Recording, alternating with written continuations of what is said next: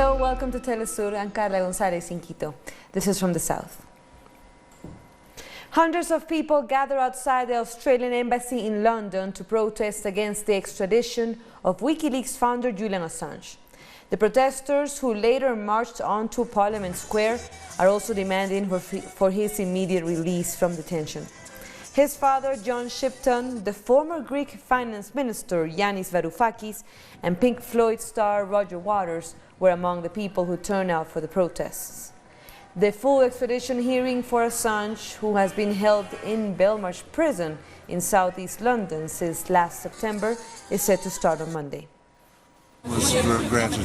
It's very grateful to see such tremendous support, such strong support, so many people taking up the noble task of bringing freedom to Julian Assange. It's very important.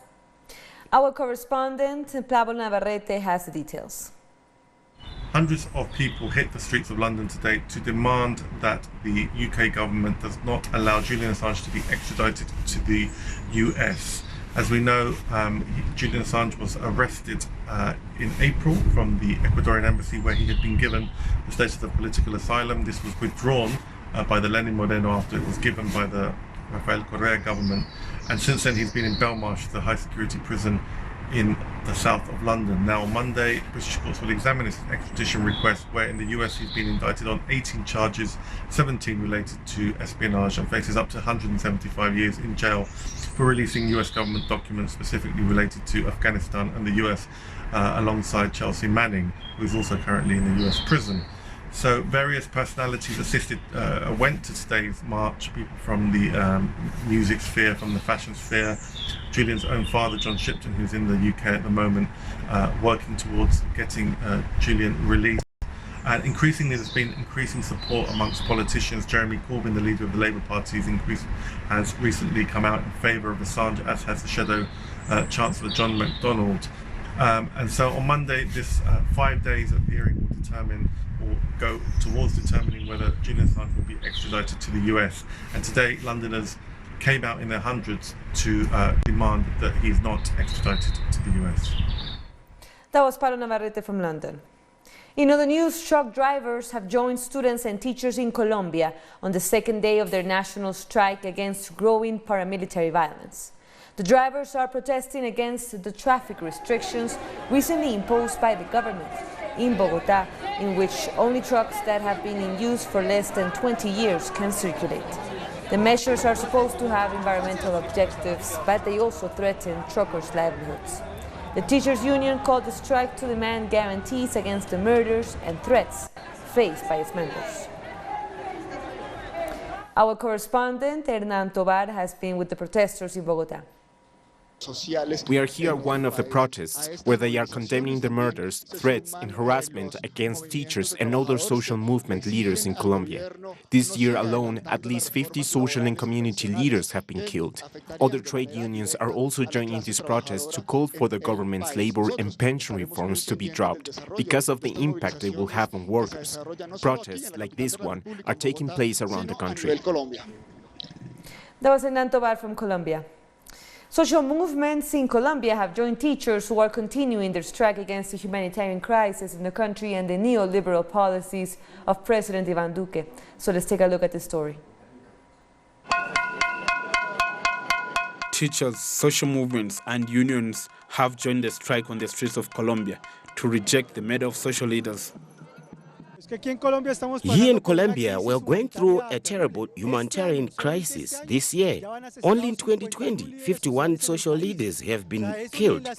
That is worse than in the time of the dictatorship in Latin America. Those in the strike are also rejecting the neoliberal reforms by President Iván Duque, labor and pension reforms that seek to worsen the economic situation of workers in the country. Measures implemented at the behest of the International Monetary Fund. The government starting the legislative year on March 16th has planned a radical reform to the pension and justice system, a project to control social protests. The political class wants to impose through Congress a neoliberal reform. And that's why we are making this strike stronger.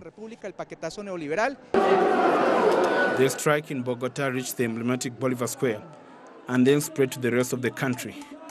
It wants to rejuvenate the social struggle on the streets and demand that President Duque does not turn his back on the people and their reality. The people want him to listen to the demand. We will continue with the strike. We will march until the government begins a negotiation with the National Strike Committee. Meanwhile, social movements are demanding respect for their lives. Youth leader Yuri Ortiz was murdered in the municipality of Segovia, Department of Antioquia, and former FARC combatant Winston Moreno was also killed in the Department of Choco. They have since called for another national strike on the 25th of March. The former president of Bolivia, Evo Morales, has condemned the decision by the electoral authorities to ban him from standing for a seat in the Senate. Morales held a press conference in Buenos Aires, Argentina, alongside his attorneys. He called the decision of the Supreme Electoral Court an attack against democracy. Other leaders of the movement towards socialism have expressed concern about the influence exerted on the Electoral Court by the right-wing candidates Luis Fernando Camacho, Carlos Mesa and Janine Áñez, who appointed Salvador Romero to head the Electoral Board. Morales said the right wing is afraid of democracy. That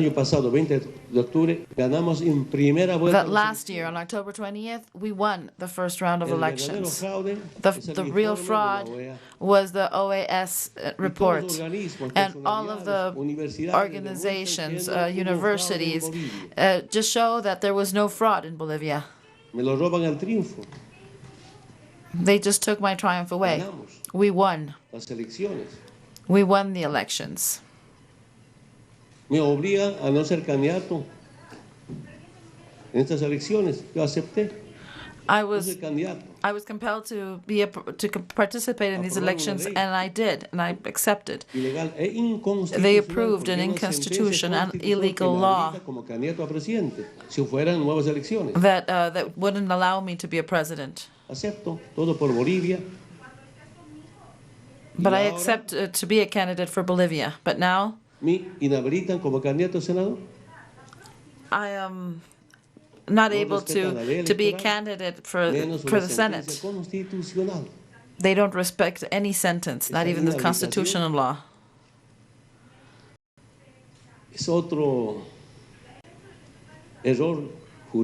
This is a judicial mistake. This is an attempt against democracy. Or are they afraid of democracy at the end? And Morales said this was similar to what happened in 2002 when the government expelled him from Congress on instructions from the United States. And this is what's happening once again. History is repeating itself. And I only want to say, brothers of the press, this political movement represents the social movements of all of the sectors and regions of my country.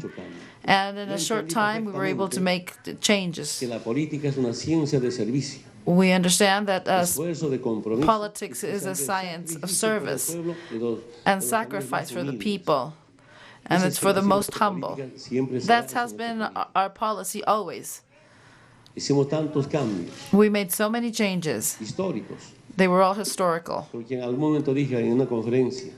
Like I said once in a conference, what wasn't done in 180 years, we did it all in 14 years.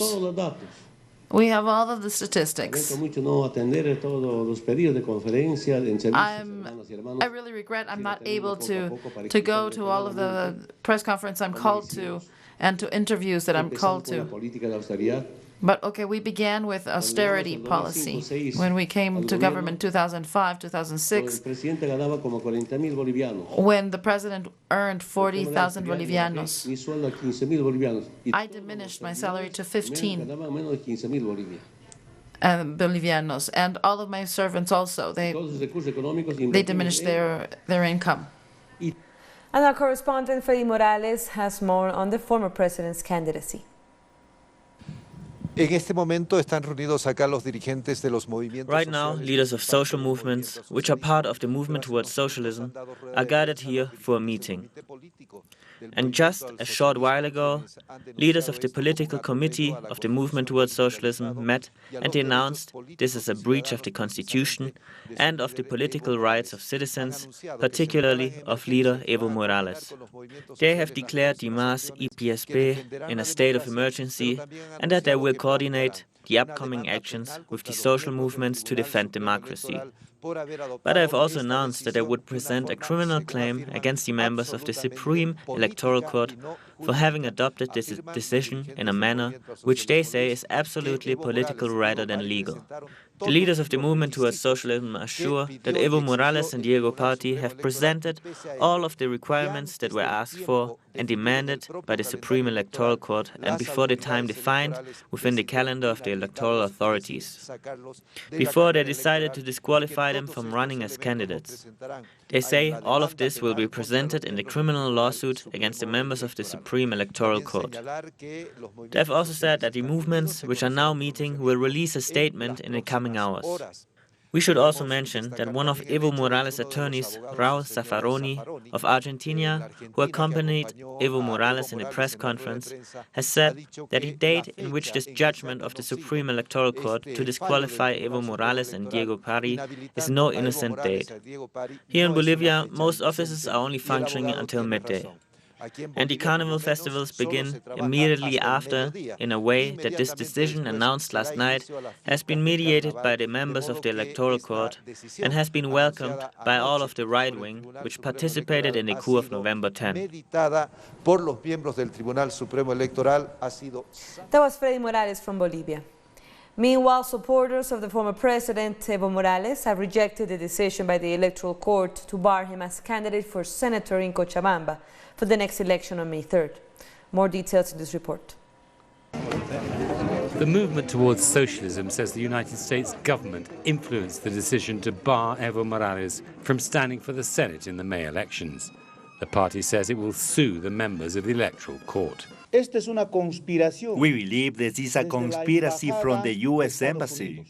The United States is interested in our natural resources.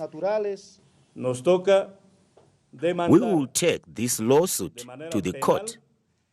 We cannot stay still. We can't stay quiet. Nonetheless, one leading Mas candidate has managed to stay in the race, Luis Arce, the presidential candidate, who has also been a target of those who supported the coup. We were really worried about the political pressure to bar them by the civic committees and other sectors. They've been objective and we are calm now. We can begin a campaign focusing on the 13 pillars of our proposal. The Speaker of the lower house suggested the Electoral Court reconsider its decision. What we want is for the Electoral Court to meet again and review the situation. We believe this has been induced by the pressure of some social sectors. But the President of the Electoral Court pointed out that its decisions cannot be appealed. The Electoral Court has already closed this ruling. Every candidate has its right to explore other legal options. The Electoral Court accepted the demands for these candidates to be excluded in clear violation of the electoral calendar, which says such demands should be presented after the 24th of February and up until the 18th of April. The president of the TSE said there'd be no problem if other people want to present other demands. We'll take a short break, but after that, support for the indigenous Wet'suwet'en in Canada is growing. Join us in a minute for more.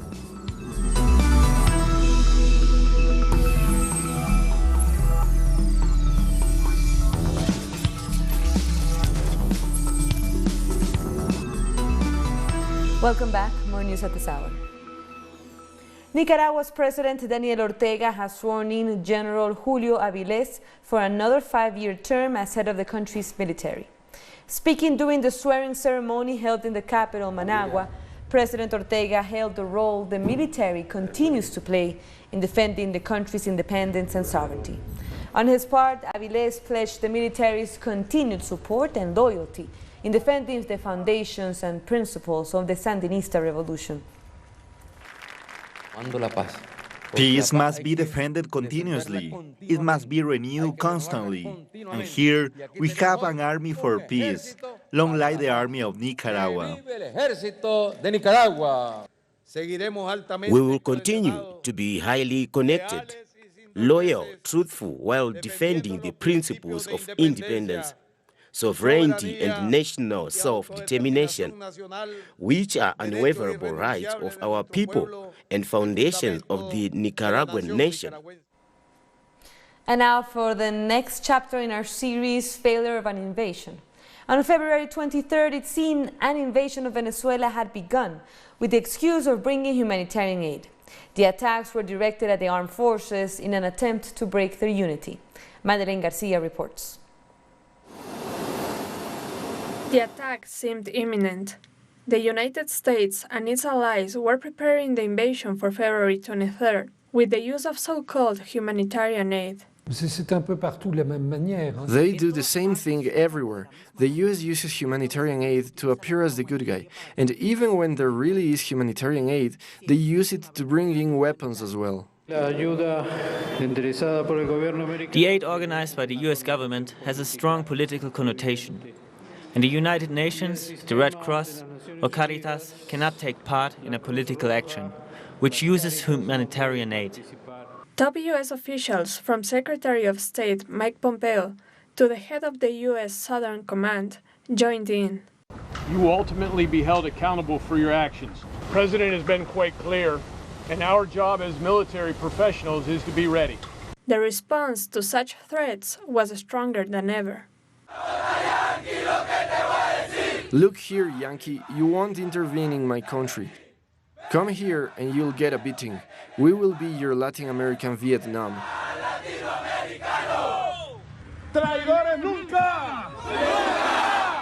Never traitors, always loyal. The Venezuelan military also began to prepare to defend peace in the country.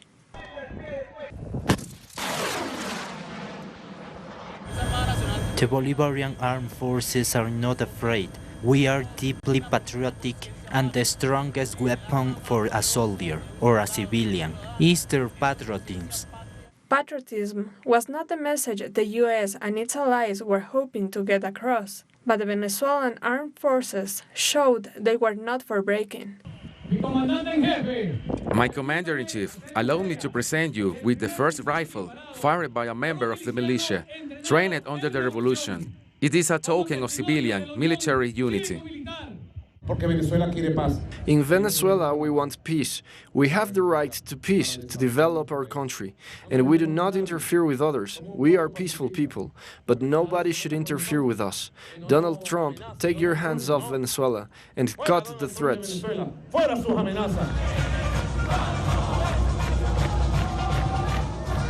Hijos e hijas, hermanos y hermanas, sons and daughters, brothers and sisters of our armed forces, now is the time to resist, to struggle, and to keep going forward. This is no time to relax or to doubt. No, it is a time of dignity and patriotism. For Venezuela's revolutionaries, it was indeed the time for resistance and struggle. But for the extremist opposition, it was time for war and death. Either the aid comes in or it comes in. There will certainly be an intervention in Venezuela. All those who oppose humanitarian aid will be considered the enemy. There will be an act of war. So they will have to confront the multinational forces who will enter Venezuela. They have until the humanitarian aid arrives, and that will be led by an army from Brazil and Colombia, with of course a contingent from the United States. But there's no need to be worried, because this does not mean war, only that they will neutralize all those who try to stop the humanitarian aid from arriving.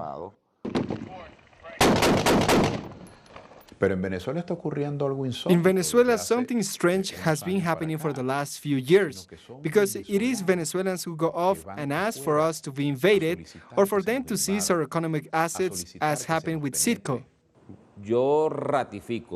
I want to make it clear that if anyone had the least idea that any leader of our armed forces, myself included, was going to lose heart or break ranks in the face of all these circumstances, they were sorely mistaken. I think that was part of their attempt to trick people, and that is why they failed. They failed totally.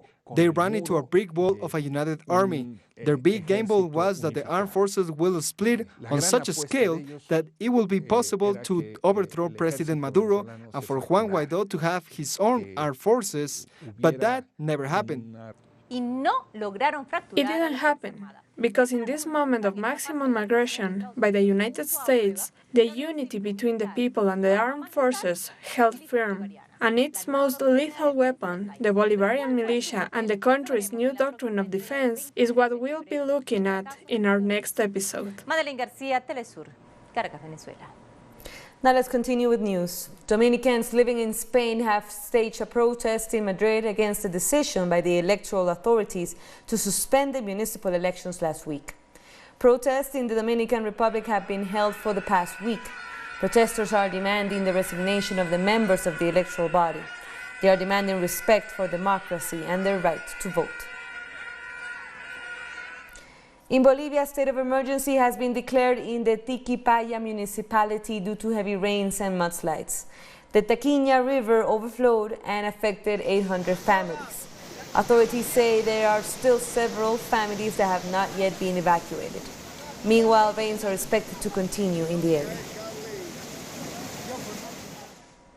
Solidarity for Canada's Wet'suwet'en indigenous community members who have been protesting for weeks is growing. Demonstrations have been held against the construction of a coastal gas-link pipeline project that would run through Wet'suwet'en territory, displacing thousands and causing significant damage to the environment. The activists, land defenders, and allies who have blocked railways are also calling for the withdrawal of the Royal Canadian Mounted Police from their territory.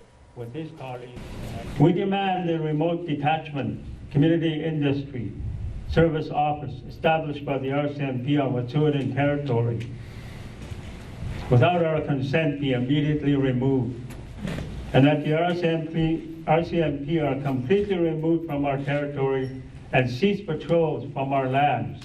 Out means out.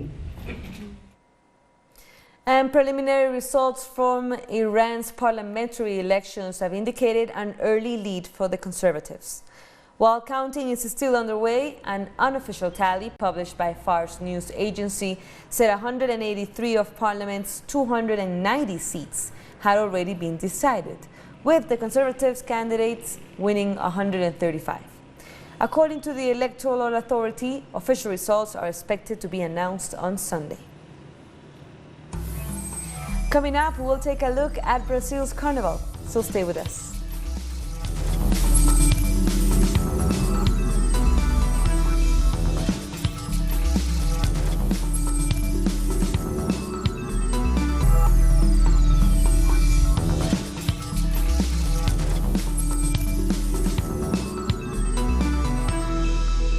Thank you for joining us again. Palestinians have continued expressing their anger against U.S. President Donald Trump's so-called peace plan for the Middle East. On Saturday, thousands took to the streets of the occupied Gaza Strip to protest against the widely rejected plan. The protesters say the deal of the century, so-called deal of the century, is an attempt to legitimize the Israeli occupation and end the Palestinian cause. South Sudan opposition leader Riek Machar has been sworn in as President Salva Kiir's deputy, 2 days after the two rivals agreed to form a coalition government in an attempt to end years of violent conflict. Kiir and Machar started out as president and deputy when the country gained independence from Sudan in 2011. 2 years later, Kiir sacked Machar and later accused him of attempting a coup against him, sparking a bloody conflict that has killed more than 400,000 people and displaced millions. South African President Cyril Ramaphosa has led thousands of mourners in bidding farewell to legendary musician Joseph Shabalala. Shabalala, founder of the Grammy Award-winning a cappella group Ladysmith Black Mambazo, died last week at the age of 78. In 1996, Shabalala and his group collaborated with Paul Simon in the world-famous hit tracks Homeless and Diamond on the Sole of Her Shoes. He has been laid to rest in his hometown Ladysmith in the KwaZulu-Natal province. And South Africa's former President Jacob Zuma has returned home to a thunderous welcome after a month-long trip to Cuba for medical treatment. Earlier this month, Zuma was slapped with an arrest warrant after he failed to appear for a pre-trial hearing related to a 1999 arms deal. The judge rejected his lawyer's claims that he was too sick to appear in court. He's accused of receiving bribes of about $270,000 from a French arms supplier when he was deputy president. Migrants on the Greek island of Samos have complained about the living conditions in the refugee camp. The migrants said they are struggling to live in the overcrowded camp that was built to handle 650 people, but it is now hosting almost 7,000. In total, there are 38,000 migrants crowded in camps across several Greek islands, despite an official capacity of 6,200. Revelers in Rio de Janeiro are enjoying one of the oldest street carnivals in Brazil. Thousands took to the streets to celebrate the Cordão da Bola Preta, founded in 1918. This carnival block joins the parades every Saturday during Carnival in Rio, and artists present different types of rhythms and songs. And we're sure to bring you more on Carnival across Latin America. And with that, we end our news brief.